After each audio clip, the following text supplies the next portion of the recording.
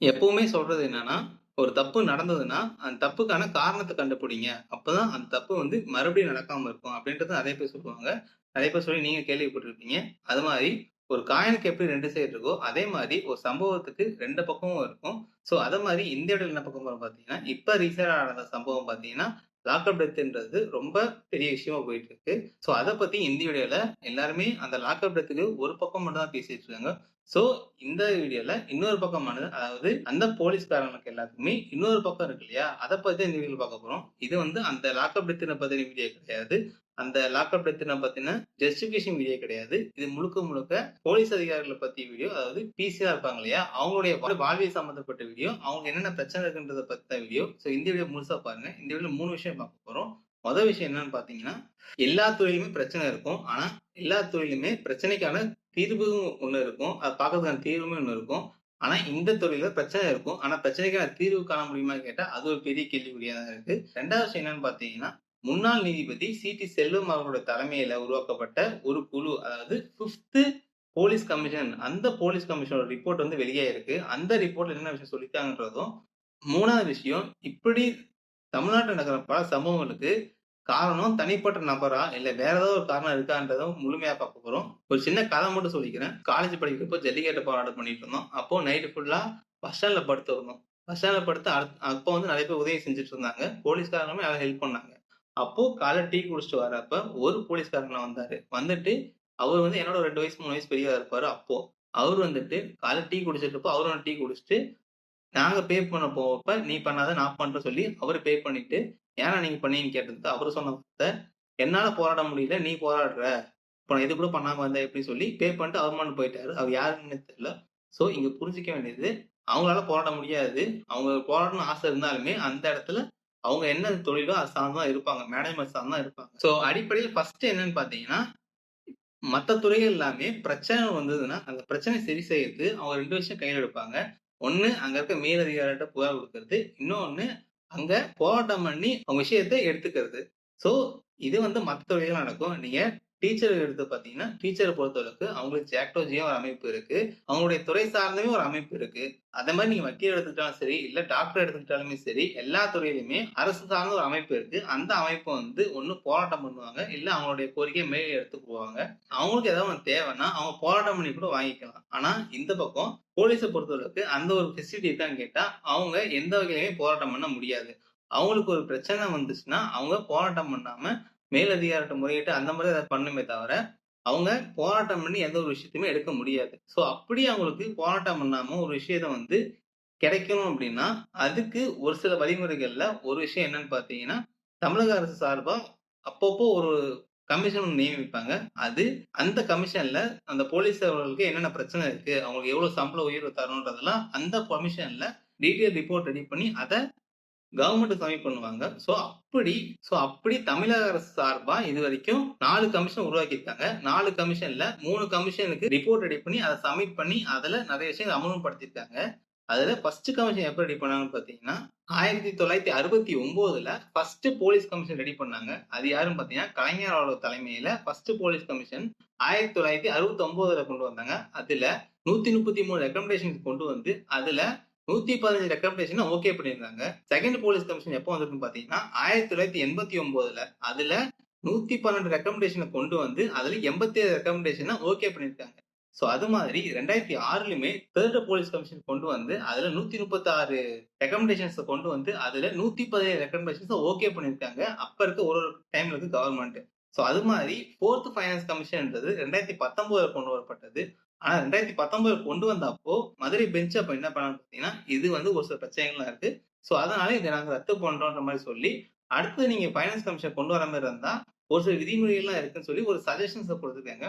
அந்த சஜஷனோட அடிப்படையில 2022 பிப்ரவரி 16ஆம் தேதி 5த் ஃபைனான்ஸ் கமிஷன் அமைக்கிறாங்க. அந்த 5த் ஃபைனான்ஸ் கமிஷன் 6 மாசம் தான் அவங்களுடைய லிமிட் பீரியட் குடுத்திருந்தாங்க. ஆனா அந்த ஃபைனான்ஸ் கமிஷன் செம்ம டீட்டெயில் ரிப்போர்ட்டா கொண்டு வரணும்னு சொல்லி 6 மாசத்த கிட்டத்தட்ட 3 வருஷம் எடுத்திருக்காங்க அந்த டைம் பீரியட. ஏன்னா நம்ம டீட்டெயிலா எல்லா ரிப்போர்ட்டும் எடுக்கணும்னு சொல்லி, ஏன் அப்படி பண்ணாங்கன்னு பார்த்தீங்கன்னா, இந்தியாவ பொறுத்தளவுக்கு அதிகமான போலீஸ் சூசைட் அதாவது வொர்க் பிரஷர்ல அதிகமா போலீஸ் சூசைட் பண்றது எந்த மாநிலம்னு கேட்டீங்கன்னா, அது தமிழ்நாடு தான். அப்படி இருக்கிறப்போ, நம்ம இந்த ரிப்போர்ட்டை டீட்டெயிலா கொண்டு போகணும்ட்டு கிட்டத்தட்ட 3 வருஷம் எடுத்திருக்காங்க. 3 வருஷத்துக்கு அப்புறம் ஜனவரி 1, 2025 அப்போ இந்த ரிப்போர்ட்டை சப்மிட் பண்ணியிருக்காங்க. யாருக்கிட்டன்னா இப்ப சிஎம் இருக்க ஸ்டாலின் அவர்கள்ட்ட இந்த ரிப்போர்ட்டை சப்மிட் பண்ணியிருக்காங்க. அது மட்டும் இல்லாம இப்ப இருக்க சிஎம் தான் இந்த போலீஸ் கமிஷனை தலைமை தாங்கி வைக்கிறது. சோ அதனால அவர்கிட்ட சப்மிட் பண்ணியிருக்காங்க. சோ இந்த ரிப்போர்ட்ல என்னென்ன இருக்குன்னு பாத்தீங்கன்னா கிட்டத்தட்ட 120 பக்க ரிப்போர்ட்டை கொடுத்திருக்காங்க. 120 பக்கம் இருந்திருக்கு. அது மட்டும் இல்லாம இந்த ரிப்போர்ட்ல 60 சாப்டர்ஸ் இருக்கு. 60 சாப்டர்ஸ் மட்டும் இல்லாம ரெக்கமெண்டேஷன்ன்றது 935 ரெக்கமெண்டேஷன் குடுத்திருக்காங்க. சோ இத வந்து எப்ப சப்மிட் பண்ணாங்கன்னு பாத்தீங்கன்னா, கிட்டத்தட்ட 6 மாசத்துக்கு முன்னாடி சப்மிட் பண்ணியிருக்காங்க. ஆனா இன்னுமே அதுக்கான எந்த ஒரு மேல் நடவடிக்கையும் எடுக்கப்படலன்றது நெறைய போலீஸ் சம்பந்தப்பட்டவங்க பேசிட்டு இருக்காங்க. சோ இதுல என்னென்ன சொல்லப்பட்டிருக்குன்னு பாத்தீங்கன்னா, அங்க இருக்க போலீஸ் அதிகாரிகளுக்கு சைக்காலஜிக்கல் ட்ரெய்னிங் தரணுன்றதும், அவங்களுடைய ஃபேமிலிக்கு ஸ்பெண்ட் பண்ற டைம அதிகப்படுத்தணும். அது மட்டும் இல்லாம பேஸ் பேன்றது அதிகப்படுத்தணுன்றதும், இதுக்கு முன்னாடி பேஸ் பே எவ்வளவு இருந்ததுன்னு பாத்தீங்கன்னா 18,200ல இருந்து 52,900 வரைக்கும் இதுக்கு முன்னாடி இந்த பேஸ் பே இருந்தது. இதை இப்ப கொடுத்துருக்க ரிப்போர்ட் என்ன சொல்றாங்கன்னு பாத்தீங்கன்னா, நீங்க வந்து இதை இன்க்ரீஸ் பண்ணணும். பேஸ் பேன்றது 21,700 ஆகவும், ஹையஸ்ட் பேன்றது 69,100 ஆகவும் இன்க்ரீஸ் பண்ணணும்னு சொல்லியிருக்காங்க. அது மட்டும் இல்லாம இங்க காவலர்கள் நிறைய பேர் கேட்கறது என்னன்னா, வருஷத்துக்கு 12 லீவ் தான் இருக்கு.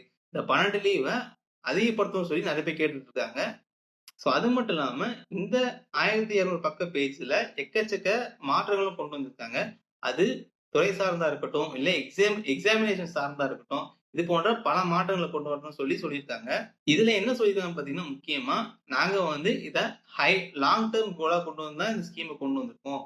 இதுல கொண்டு வந்திருக்க எந்த ஸ்கீமுமே இதுல கொண்டு வந்திருக்க நிறைய ஸ்கீம்ஸ் வந்து குயிக் கோலா அமையது கிடையாது. அதாவது சீக்கிரமா பண்றது கிடையாது. இது வந்து உங்களுக்கு ஃபியூச்சர்ல யூஸ்ஃபுல்லா இருக்கும். அதை பேஸ் பண்ணி தான் இந்த 1200 பக்கத்தை நாங்க ரெடி பண்ணிருக்கோம் சொல்லியிருக்காங்க அந்த கமிஷன்ன்றது. சோ முன்னாடியே சொன்ன மாதிரி மத்த இயக்கங்களா இருந்ததுன்னா, மத்த அரசு சார்ந்த ஒரு துறையா இருந்ததுன்னா கண்டிப்பா இது பெருமளவுல போராட்டம் பண்ணியிருப்பாங்க.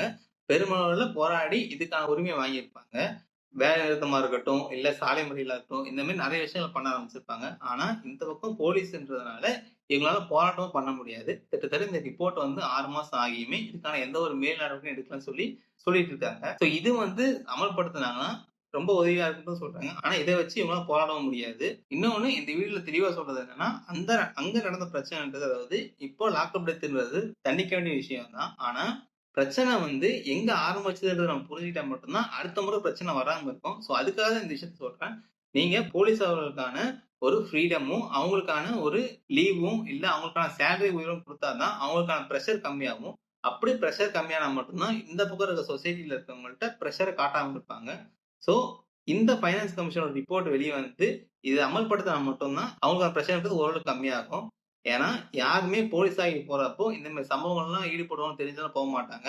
அவங்க வந்து ஒரு நேர்மையான போலீஸா இருக்கணும், இல்ல ஒரு நம்ம வாழ்வாதாரத்தை உயர்த்துறதுக்கு இது ஒரு வழியா இருக்குன்றதுனால தான் நிறைய பேர் போலீஸ்க்கு போறாங்க. ஆனா அங்க போயிட்டு ஒரு சில சம்பவங்கள் இப்படி நடக்கிறதுனால அவங்களுமே இதுல தள்ளப்பட்டுறாங்க. இது வந்து அங்க இருக்க பிரஷர்னால மட்டுமே வருது.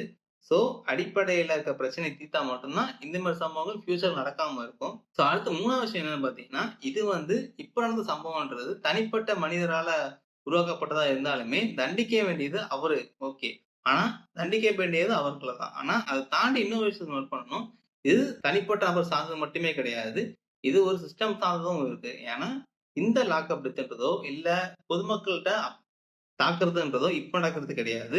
1938ல ஹிந்தி திணி போராட்டத்த ஆரம்பிச்சு, அடுத்தது 1965ல அடுத்த ஹிந்தி திணி போராட்டத்துல கூட நிறைய பேர் உயிரிழந்திருக்காங்க. அந்த உயிர் இழப்பு கூட சம்பந்தப்பட்டது யாருன்னு பார்த்தீங்கன்னா, எங்க பக்கம் இருக்க தமிழக காவல்துறையா அப்ப இருந்தவங்க தான். சோ அப்ப இருந்து இப்போ வரைக்கும் எக்கச்சக்க ஆட்சி மாற்றங்கள் வந்துட்டு இருந்திருக்கு. அப்பல இருந்து இப்போ வரைக்கும் நிறைய அதிகாரிகள் வந்து ரிட்டயர் ஆயிட்டு புது அதிகாரிகளும் வந்துட்டாங்க. ஆனா அந்த சம்பவம்ன்றது திரும்ப தொடர்கதையா வந்துகிட்டே இருக்கு. 1938 இருக்கட்டும், 1965 இருக்கட்டும், இப்ப ஸ்டெர்லைட் போராட்டமா இருக்கட்டும், இல்ல இப்ப நடந்த லாக்அப் டெத்தா இருக்கட்டும், எல்லாமே தொடர்ந்து சம்பவங்கள் ஒரே மாரி தான். ஆனா வேற ஒரு ஆள் நடத்திக்கிட்டே இருக்காங்க. இப்படி இருக்கிறப்போ இங்க பிரச்சனை தனிப்பட்ட நபரை தாண்டி இருக்கிற ஒரு சிஸ்டமா தான் இருக்கு. இதை சரி செய்ய வேண்டியது யாருன்னு பாத்தீங்கன்னா, அங்க இருக்க அரசியல்வாதிகளும் பெரிய பெரிய அதிகாரிகளும் தான். அடிப்படையில் ஃபர்ஸ்ட் சொன்னதுதான், எங்க பிரச்சனை இருக்கோ அங்க பிரச்சனைக்கான காரணத்தை அழிச்சா மட்டும்தான் பிரச்சனை அழியும். 24 லாக்அப் டெத் நடந்ததுக்கான காரணத்தை எல்லாம் சொல்ற நீங்க, ஏன் நடந்தது? 24 நடந்ததுக்கான அடிப்படை விஷயம்ன்றத கேட்க தெரிஞ்சா மட்டும்தான் அடுத்த பிரச்சனை நடக்காம இருக்கும். சோ இந்த வீடியோன்றது இதுக்கு முன்னாடி நடந்த பிரச்சனைக்கான வீடியோ கிடையாது. இந்த வீடியோன்றது இதுக்கப்புறம் பிரச்சனை வராம கம்மி பண்றது எப்படின்றதுக்கான வீடியோ தான் சொல்லிட்டு இருக்கேன் நானு. இன்னொரு விஷயம் என்னன்னா, இப்ப பிரச்சனை நடந்தது இல்லையா? சப்போஸ் நமக்கு ஒரு பிரச்சனைனா கடைசியில யார்ட்ட போய் நிப்போம்ன்னு கேட்டீங்கன்னா, கண்டிப்பா ஒரு போலீஸ் அவர்கள்ட்டயோ, இல்ல போலீஸ் ஸ்டேஷனுக்கு போய் நிப்போம். நம்ம வீட்ல ஒரு பொருள் காணாம போனாலோ, நம்ம வீட்டு பக்கத்துல கூட, நம்ம தெருவுல கூட, நம்ம ஊர்ல கூட கண்டிப்பா ஒரு போலீஸ் அதிகாரி இருப்பாங்க. அவரு கெட்டவனா கேட்டா கண்டிப்பா கிடையாது. அவங்க நல்லவனா தான் இருப்பாங்க. பிரச்சனைன்றது தனிநபர் வந்து நல்லவரா, கெட்டவரான்றது கிடையாது.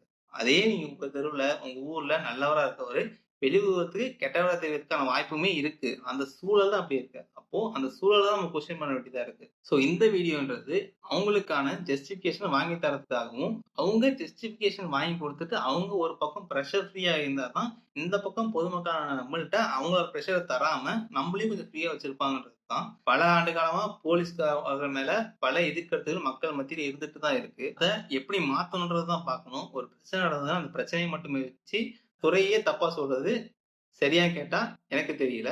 ஏன்னா கண்டிப்பா உங்களுக்கு தெரிஞ்ச யாராவது ஒருத்தர் வந்து போலீஸா இருந்ததுக்கான வாய்ப்பு இருக்கு. சோ அவங்கள நீங்க கெட்டவங்கன்னு சொல்லுவீங்கன்னா கண்டிப்பா சொல்ல மாட்டீங்க. சோ இதுதான் இந்த வீடியோ சொல்லணும்னு நெனச்சேன். நம்ம வந்து அவங்கள ஜஸ்டிஃபிகேஷன் வாங்கி தரணும். இந்த ரிப்போர்ட்ன்றது வெளிய வந்து அந்த ரிப்போர்ட்ல இருக்க எல்லா விஷயமும் நடைமுறைப்படுத்தணுன்றதும் கேட்டுக்கிறேன். இதுக்கு மக்களும் ஆதரிக்கணும். அந்த சம்பவம் நடந்ததுன்றது தவறு தான். அந்த சம்பவம் நடத்தப்பட்ட எல்லாரையுமே தண்டிக்கணும்ன்றது உண்மதான். ஆனா திரும்ப அந்த சம்பவம் நடக்காம இருக்கணும்னா, அந்த சம்பவத்துக்கான காரணம் தான் நம்ம கண்டுபிடிக்கணும். ஒரு அம்பு வந்து உங்கள வந்து குத்திடுச்சுன்னா, அந்த அம்பு மேல கோவப்படுறது வந்து எந்த விதத்துலயும் நியாயம் கிடையாது. அந்த அம்ப உடைச்சு போட்டா கூட, திருப்பி அடுத்த அம்பு வந்து உங்களுக்கு குத்த தான் செய்யும்.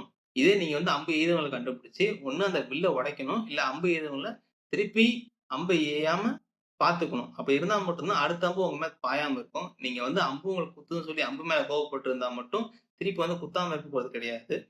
சோ இந்த வீடியோ புடிச்சா மறக்காம லைக் பண்ணிட்டு, சப்ஸ்கிரைப் பண்ணிட்டு, ஷேர் பண்றேங்க.